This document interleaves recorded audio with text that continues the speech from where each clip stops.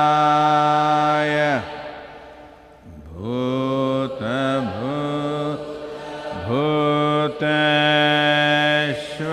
भूतभूतेश्वराय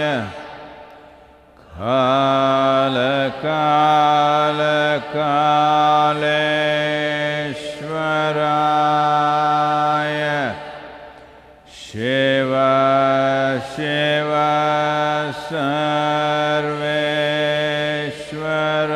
सर्वेश्वराय शम्भो शम्भो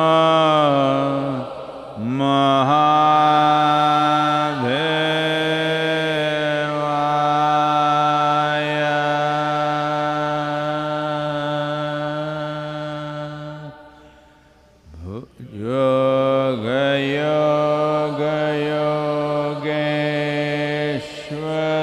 योगयोगयोगेश्वराय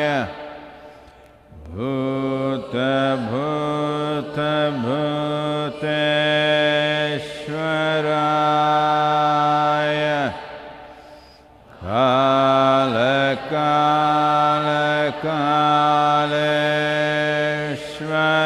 कालकालकालेश्वराय शिव शिव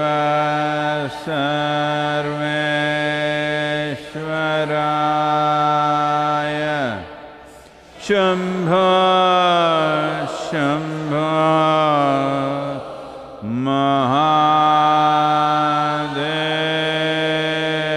महादेवाय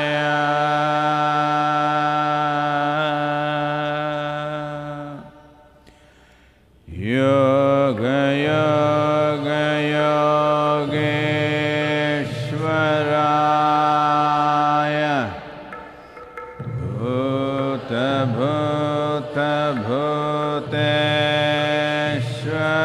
भूतभूतेश्वराय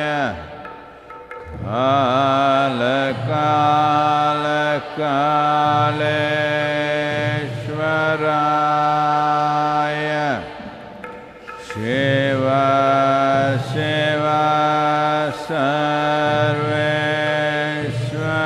सर्वेश्वराय शम्भो शम्भो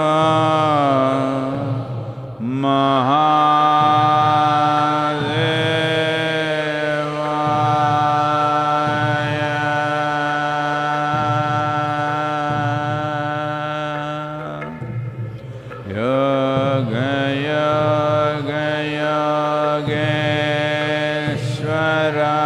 योगयोगयोगेश्वराय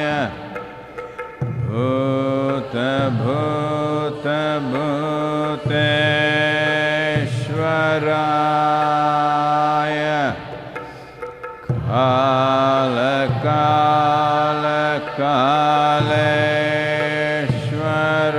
कालकालकालेश्वराय शिव शिव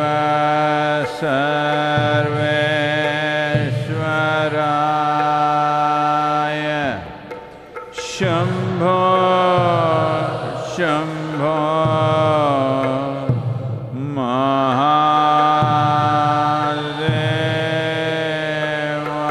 महादेवाय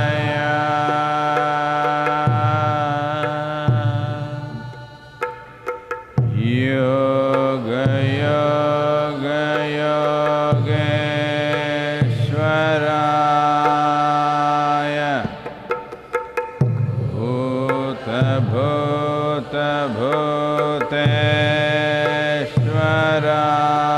भूतभूतेश्वराय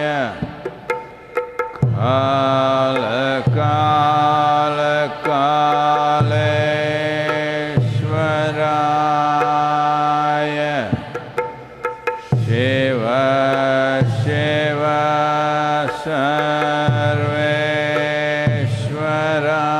सर्वेश्वराय शम्भो शम्भो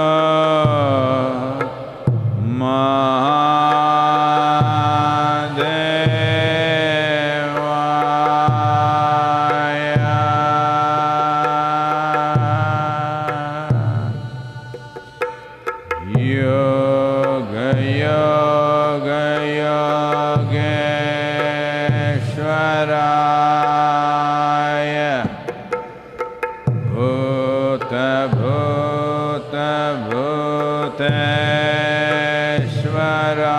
भूतभूतेश्वराय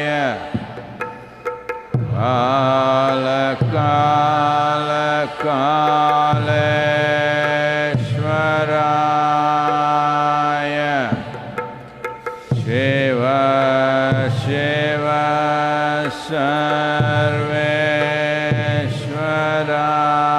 सर्वेश्वराय शम्भो शम्भो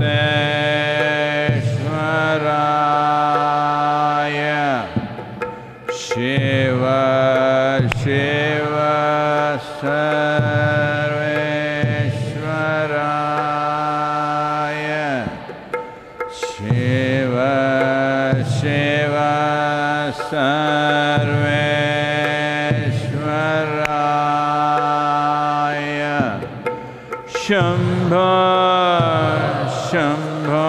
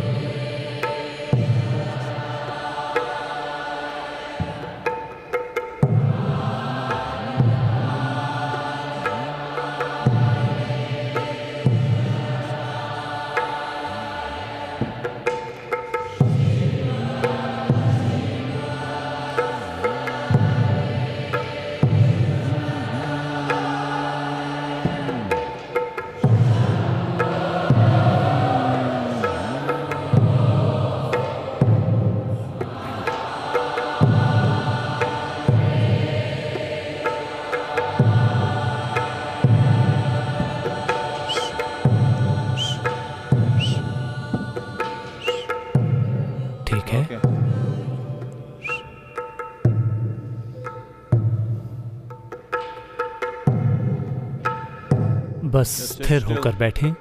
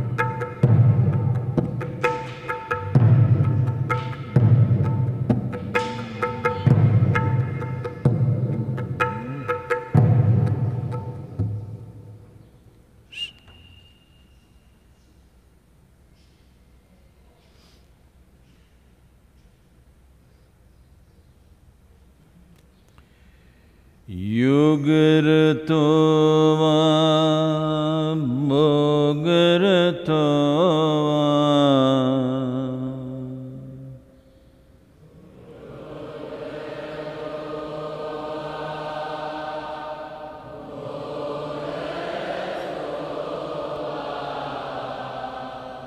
संगरतो वा संगविहीनः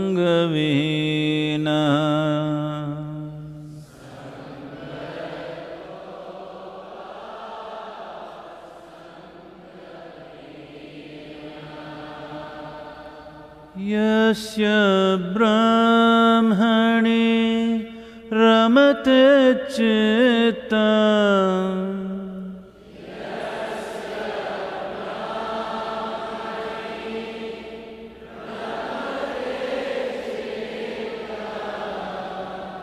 यस्य ब्रह्मणि रमते चित्तम्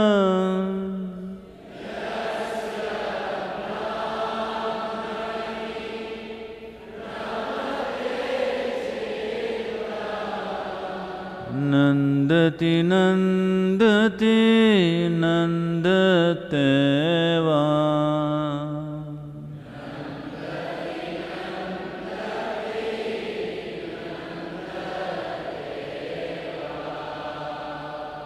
नन्दति नन्दति नन्दते वा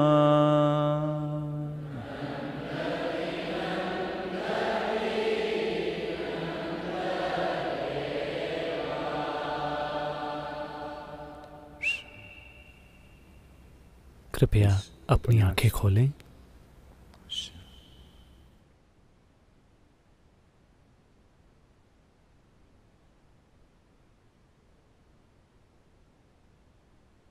आप सभी को नमस्कारम। आप चाहे जहां भी हों, तो मैंने सुना है कि हमारे कुछ वॉलंटियर्स और साधक और जो लोग चीन से सत्संग में भाग ले रहे हैं, वो थोड़े नाखुश हैं, क्योंकि कल मैंने कहा वुहान वायरस। मैं चाहता हूं कि आप ये समझें कि भारतीय भाषाओं में यहाँ तक कि एक इंसान के लिए भी आमतौर पर हम उस जगह का नाम कहते हैं जहाँ से वे आए हैं और फिर उनका नाम। उदाहरण के लिए मेरे अपने पिता का नाम, जिसे आमतौर पर BV वासुदेव लिखा जाता है, यहाँ B बेंगलुरु के लिए है, जो एक जगह है, और लोगों को इस तरह से नाम दिए जाते हैं। पद्मजा, सोमजा, शैलजा, ये हमेशा उस जगह को संकेत करते हैं जहाँ से वे आते हैं। तो इसमें मुझे कोई अपमान नहीं दिखता, मुझे वाकई नहीं दिखा। मैं अब भी ये नहीं देख पा रहा हूँ। और अंतर्राष्ट्रीय मीडिया में कल मैं सुन रहा था और वे सभी इस शब्द का इस्तेमाल कर रहे थे। मुझे कुछ गलत नहीं दिखा, लेकिन वैसे भी अगर इससे आपको चोट पहुंचती है तो हम इसे बस द वायरस कहेंगे, ठीक है? ये कोई मुद्दा नहीं है। मैं नहीं जानता कि इसके पीछे कौन से राजनीतिक और दूसरे मुद्दे छिपे हैं, लेकिन हमारे लिए किसी चीज को उस जगह के नाम से पुकारना आम है जहां से वो आई है। तो मेरे ख्याल से ये हर जगह आम है, खासकर भारतीय भाषाओं में ऐसा करना आम है। खैर, दुर्भाग्य से दुनिया में मौतों की संख्या 30,000 को पार कर गई है और संख्याएं बढ़ती ही जा रही हैं। कई देश एक दिन में 1,000 मौतों की ओर बढ़ रहे हैं। लॉकडाउन के बावजूद हर जगह इमरजेंसी हॉस्पिटल्स बनाए जा रहे हैं, उसके बावजूद ऐसा हो रहा है। अमेरिका में भी बहुत तेजी से इन्फेक्शन फैल रहा है। 1 लाख से ज़्यादा लोग इन्फेक्टेड हैं। मौतें भी होनी शुरू हो गई हैं। भारत अभी भी ठीक है, लेकिन मेरे ख्याल से इसके कारगर होने की वजह प्रशासन द्वारा जिले के स्तर पर किए जाने वाला ब्लॉकेज है। सौभाग्य से ज़्यादातर लोग भी सहयोग कर रहे हैं, लेकिन एक समस्या है कि बड़े शहरों में काम करने वाले मजदूर जो गांवों से, ग्रामीण भारत से शहरों में आए थे, वे अपने घर जाने को बेचैन हो रहे हैं, क्योंकि ये ज़्यादातर पुरुष आबादी होती है जो इस तरह आती है। आमतौर पर उनके पास घर में या गांव में एक छोटी सी ज़मीन होती है।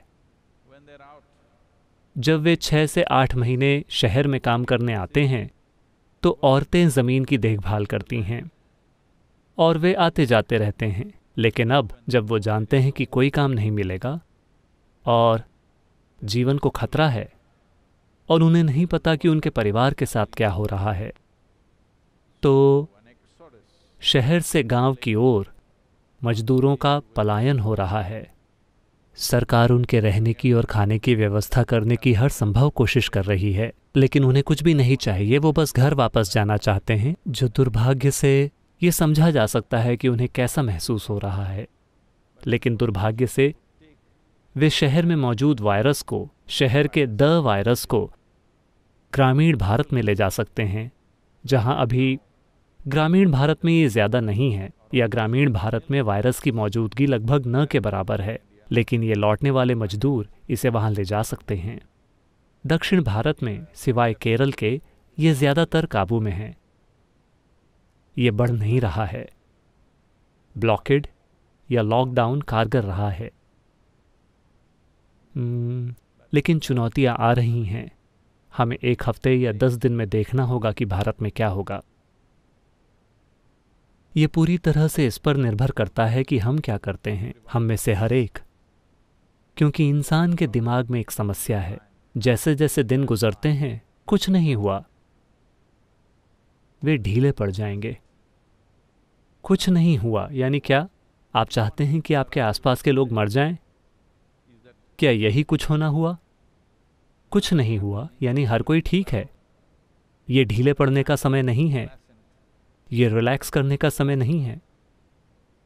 हमने हर किसी के बर्ताव का जो बुनियादी तरीका तय किया है, कृपया उस पर कायम रहिए। और सारी वैज्ञानिक भविष्यवाणियों और गणनाओं के अनुसार ये काफ़ी लंबा खिंच सकता है। लेकिन आप में से वो लोग जो कम से कम ऐसा मानते हैं कि आप आध्यात्मिक मार्ग पर हैं, ये एक अच्छा समय है, क्योंकि आज की दुनिया में जहां इस तरह का हमला है, ध्वनियों का, रंगों का और दृश्यों का हमारी इंद्रियों पर, कहने का मतलब, अगर आप 100 साल पहले यहाँ होते तो आपने अपने चारों ओर हरियाली, भूरी धरती और नीला आसमान देखा होता। अगर आपको कुछ अधिक नाटकीय देखना होता तो आपको सूरज के ढलने का इंतज़ार करना होता या जल्दी उठकर सूरज के उगने का इंतज़ार करना होता। बाकी पूरे दिन बस यही होता था। अब ऐसा नहीं है। अगर आप अपने टेलीविज़न को चालू करते हैं तो कई तरह के रंग हर समय चालू रहते हैं, या अगर आप अपना फ़ोन खोलते हैं तो पूरा ब्रह्मांड वहाँ हो रहा होता है। जो कुछ भी आप देखना चाहते हैं वो वहाँ मौजूद है। तो विजुअल इनपुट और ऑडियो इनपुट की मात्रा आज इतनी ज़्यादा है कि ज़्यादातर लोगों के लिए भीतर की ओर मुड़ना एक बहुत ही दूर की चीज़ लगती है। ये एक अच्छा समय है खुद की जांच करने का और इस अवसर का उपयोग करने का भी। योग में एक आयाम है, अष्टांग योग में एक आयाम है। अष्टांग योग, जैसा कि कुछ लोग सोचते हैं, ये कोई ब्रांड नहीं है। अष्टांग का अर्थ है 8 अंगों वाला योग। योग के 8 अंग हैं। उन अंगों में से एक है प्रत्याहार। प्रत्याहार का अर्थ है अपनी इंद्रियों के जुड़ाव को बाहर की दुनिया से हटाकर उसे भीतर की ओर मोड़ना। आज की दुनिया में लोग समझ भी नहीं सकते कि ये क्या है। वैसे आप में से कई लोग जो साधना के दौर से गुजर चुके हैं, आपने इसका अनुभव किया है। वैसे मेरे साथ चीज़ें होने के पहले भी जब मैं जंगलों में चला जाता था बस जंगल का आनंद लेने के लिए और बस चलने के लिए, कई हफ्तों तक जब मैं जंगलों में अकेला चलता रहा, तब मुझे एहसास हुआ कि बस इंसानों के चेहरे न देखने से कुछ हफ्तों के लिए आपके साथ कुछ असाधारण होता है। वहां जंगली जानवर तो थे, लेकिन कई हफ्तों तक कोई इंसानी चेहरे नहीं। मैंने अपने सिस्टम में एक बहुत ही अलग चीज देखी। एक तरह की ऊर्जा और उत्साह जो इस तरह का था मानो मैं जमीन के कुछ इंच ऊपर चल रहा हूं, इस तरह का एहसास। हालांकि ज्यादातर इन हफ्तों में मैं काफी हद तक भूखा था।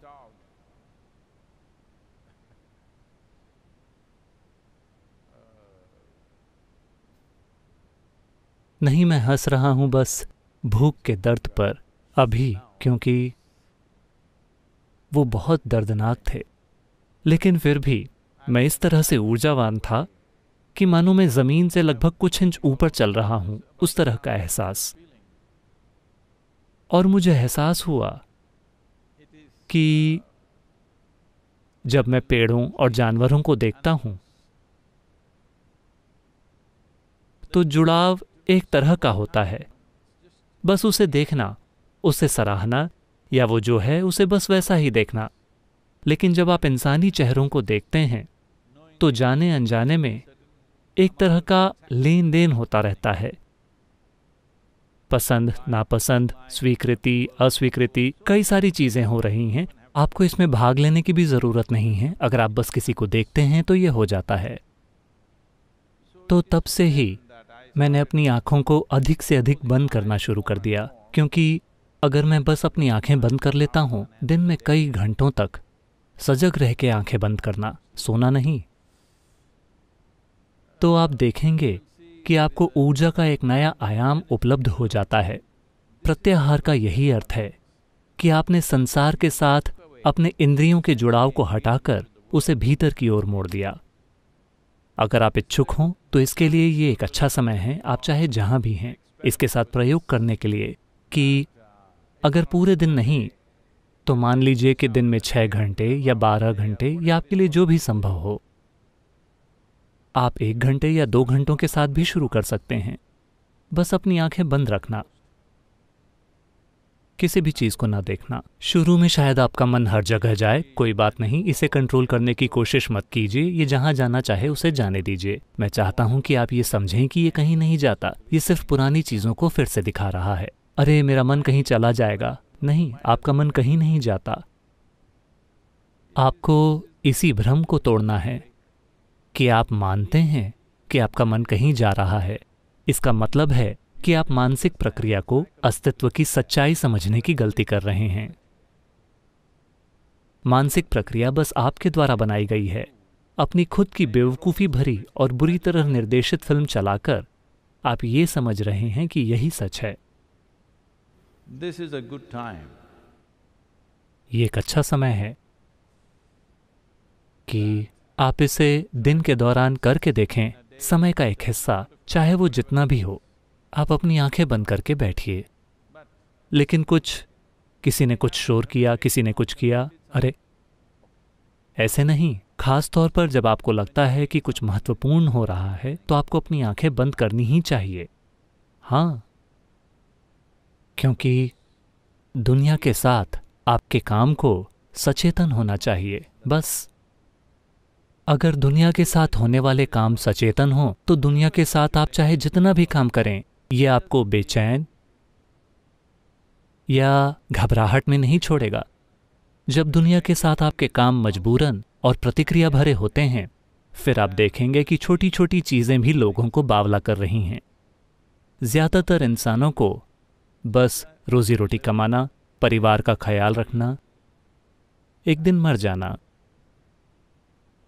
इसके लिए लोग जितनी बेचैनी से होकर गुजर रहे हैं वो अविश्वसनीय है। ये उचित भी नहीं है कि बस उन सरल सी चीज़ों को करने के लिए जिन्हें हर दूसरा प्राणी कर रहा है। अभी गौरैयों को देखिए, वे शाम के घरेलू कामकाज को निपटा रहे हैं एक चिड़िया के दिमाग के साथ, लेकिन वे उसे अपने ही तरीके से मैनेज कर रहे हैं। इसके लिए इंसान इतने बड़े दिमाग के साथ बावले हुए जा रहे हैं। ऐसा इसलिए क्योंकि दुनिया के साथ उनके काम मजबूरी भरे हैं, सचेतन नहीं। ये एक अच्छा समय है आपके लिए इसके साथ प्रयोग करके देखने का कि आप अपने जीवन में थोड़ा प्रत्याहार लेकर आएं। आप जहां कहीं भी हों, आप जो कोई भी हों, कोई फर्क नहीं पड़ता। आपको किसी ट्रेनिंग की ज़रूरत नहीं है। बस अपनी आंखें बंद करके बैठिए। कोई बात नहीं, मन दौड़ लगा रहा है, उसे दौड़ने दीजिए। उसे रोकने की कोशिश मत कीजिए क्योंकि उसमें कोई ब्रेक नहीं है। तीनों पैडल एक्सेलरेटर हैं। आप इसे चाहे जिस भी तरह से छुएं, इसकी गति बढ़ती ही जाएगी। तो कुछ भी मत कीजिए, ये दौड़ेगा। ये दौड़ेगा क्योंकि कर्म ने इसे गति दे रखी है। अगर आप बस इसे कुछ समय के लिए बिना ध्यान दिए छोड़ दें तो वो धीमा होने लगेगा और रुक जाएगा। मन को रोकने या न रोकने के बारे में चिंता मत कीजिए। मैं बस इतना कह रहा हूं कि बाहर की दुनिया के साथ शामिल ना हो। आप जितने भी घंटों के लिए कर सकें। 1 घंटे से शुरुआत कीजिए, इसे बढ़ाकर दिन में 6 से 12 घंटे कर दीजिए। आप देखेंगे कि आपके पास शिखर तक पहुंचने के लिए जरूरी ऊर्जा होगी। फिलहाल सबसे बड़ी समस्या कि क्यों इंसान अपने भीतर आनंदमय और उल्लासित नहीं बन पा रहे हैं, इसका कारण है ऊर्जा की कमी। अगर वे 3 मिनटों के लिए आनंदित हैं तो फिर वो डूब जाएंगे। दरअसल समाज में इस तरह की कहावतें हैं। समाज में लोग मानते हैं कि अगर आज आप बहुत ज्यादा आनंदित बन जाते हैं तो कल आप दुखी बन जाएंगे।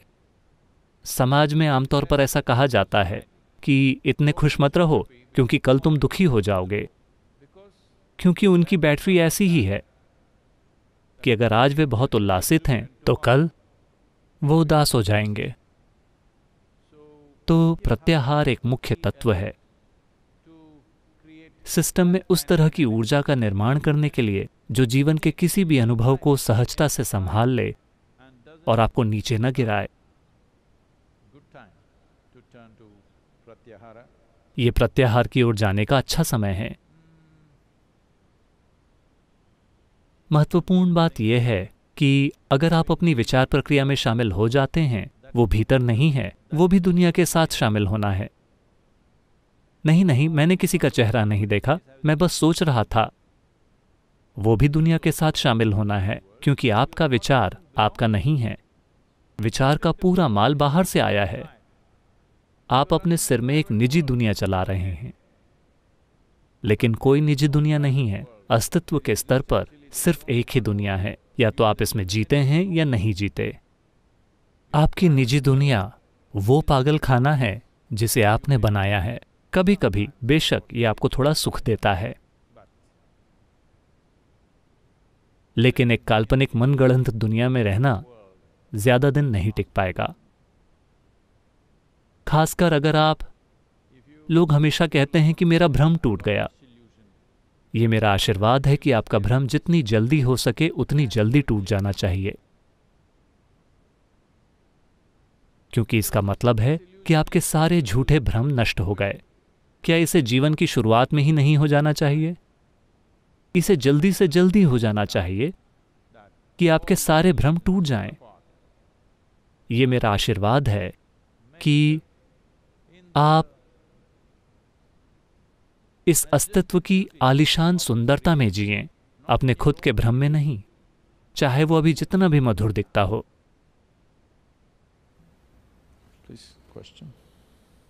सद्गुरु, पहला सवाल जॉर्डानो का है। नमस्कारम सद्गुरु। वो कहाँ से हैं, हम पूछ सकते हैं या नहीं? सद्गुरु, इसमें नहीं लिखा है। ये सवाल सोशल मीडिया पर आया है। ठीक है, हम उनसे नहीं पूछ सकते, क्योंकि हम ये नहीं कह सकते कि वो कहाँ से आया है। अगर यहाँ एक योगी की तरह रहना इतना आनंददायक है तो कोई पुनर्जन्म के चक्र से क्यों भागना चाहेगा?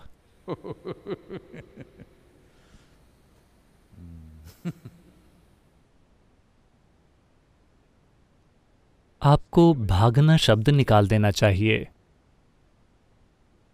तो मैं आप सबसे पूछ रहा हूं, मुझे यकीन है कि आप में से हर एक व्यक्ति स्कूल गया होगा। शायद आप में से कुछ लोगों के लिए स्कूल का अनुभव अच्छा नहीं रहा होगा, लेकिन कई लोगों के लिए स्कूल का अनुभव बहुत अच्छा था। खासकर आप में से वो लोग जिन्हें बहुत कुछ सीखने या फर्स्ट आने वगैरह की चिंता नहीं थी।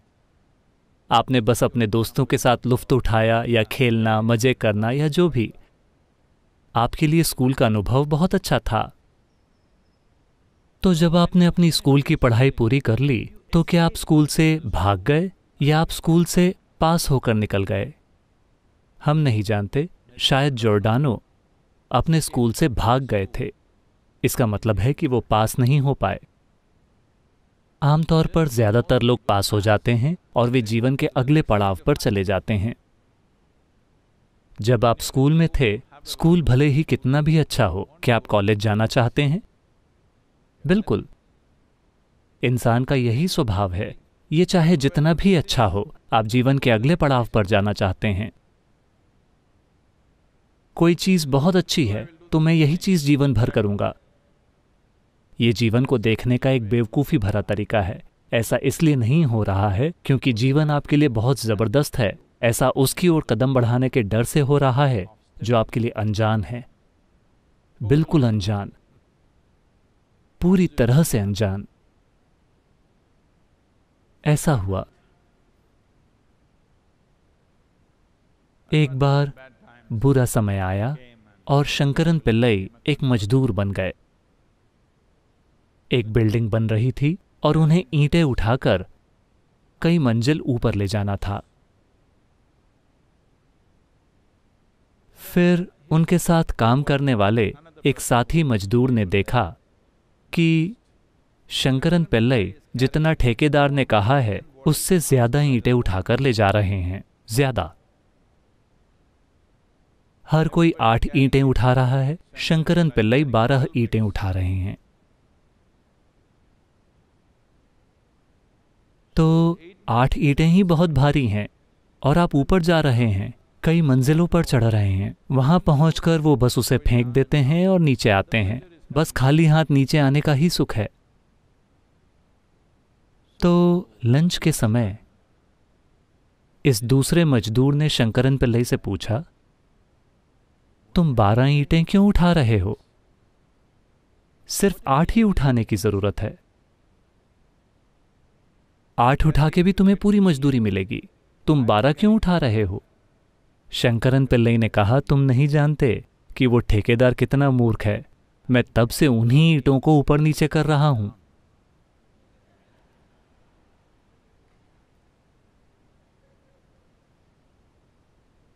बहुत बढ़िया।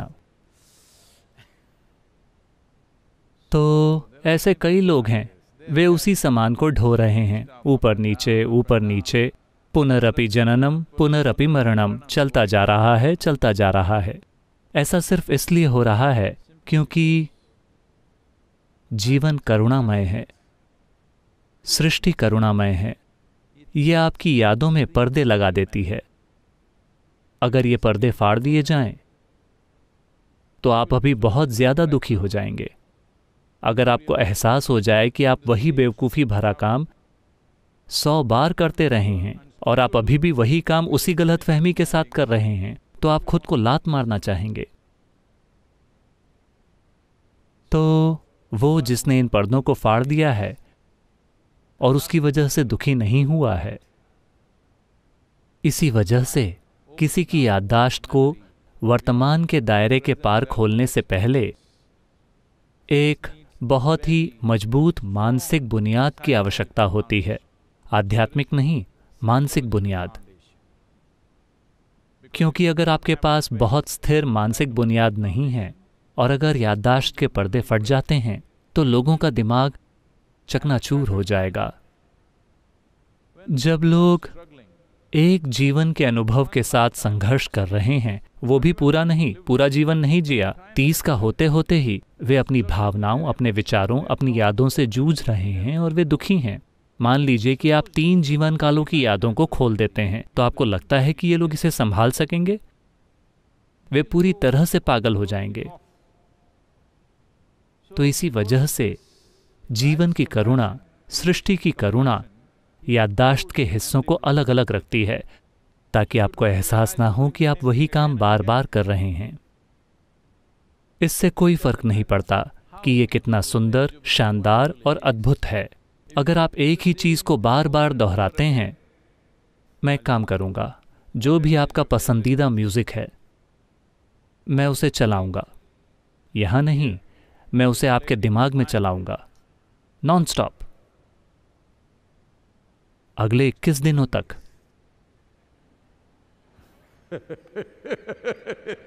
With this fantastic music, you will go crazy. इस शानदार म्यूजिक से आप पागल हो जाएंगे, क्योंकि ये नॉन स्टॉप चल रहा है। तो किसी भी व्यक्ति को जब एहसास होता है कि वही चीजें एक चक्र में बार बार हो रही हैं, तो वो स्वाभाविक रूप से इस चक्र को तोड़ना चाहेगा। आप भागने की कोशिश नहीं कर रहे हैं।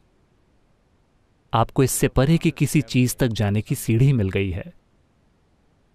अगर आप जाते हैं, अगर आप जीवन के एक चरण को छोड़कर जीवन के दूसरे चरण में जाते हैं, तो इसे भागना नहीं कहते, इसे उन्नति कहा जाता है या मुक्ति।